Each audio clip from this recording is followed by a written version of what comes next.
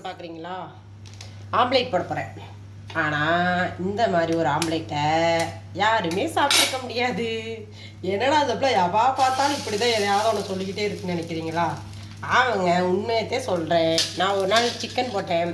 அந்த மாதிரி நீங்கள் சாப்பிட்ருப்பீங்களா இல்லையான்னு எனக்கு தெரில, அதனால நான் சொன்னேன். அதே மாதிரி தான் இதுவும். ஆம்லேட்னால் எல்லாருமே நீங்கள் எப்படி போடுவீங்கன்னு எனக்கு புரியாது. ஆனால் இது மாதிரி சாப்பிட்ருக்க வாய்ப்பு ரொம்ப ரொம்ப ரொம்ப ரொம்ப கம்மி. சரிங்களா? அங்கே பாருங்கள், இதை பண்ணி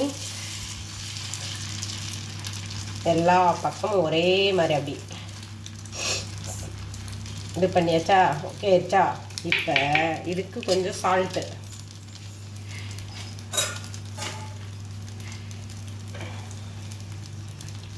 இந்த சால்ட் எப்படியுமே லைட்டாக மேலாப்பில் தூவிட்டோம்னு வச்சுக்கோங்க, அங்கங்கே அப்படியே கொஞ்சம் கரைஞ்சிரும். அப்படி கரையலை அப்படின்னா இதை வச்சு நீங்கள் பழையபடியும் இன்னொரு தடவை இந்த மாதிரி கொடுத்துருங்க.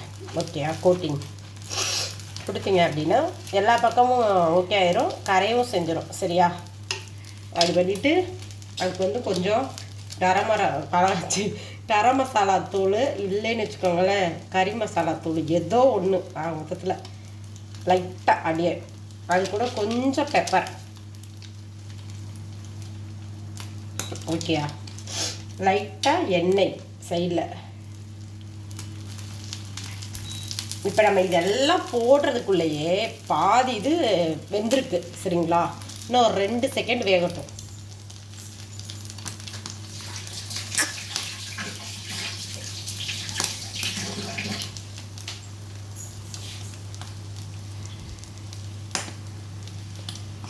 இப்போ ஓரளவுக்கு வெந்துருச்சு, திருப்பி போட்டுடலாம். சரியா?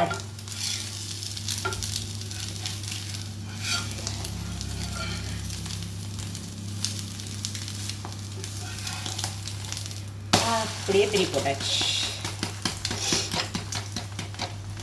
கொஞ்சம் நேரம் வேகட்டும். ஓகேயா? இங்கே பாருங்க, இப்போ திருப்பி போடுவோமா?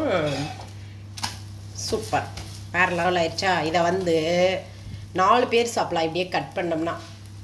அதாவது முட்டை விரும்பி சாப்பிடாதவங்க, சும்மா சாப்பாட்டுக்கு மட்டும் பொரியலுக்கு பதில் வச்சு சாப்பிடணும்னு நினைக்கிறவங்க 4 பேர் சாப்பிட்லாம்.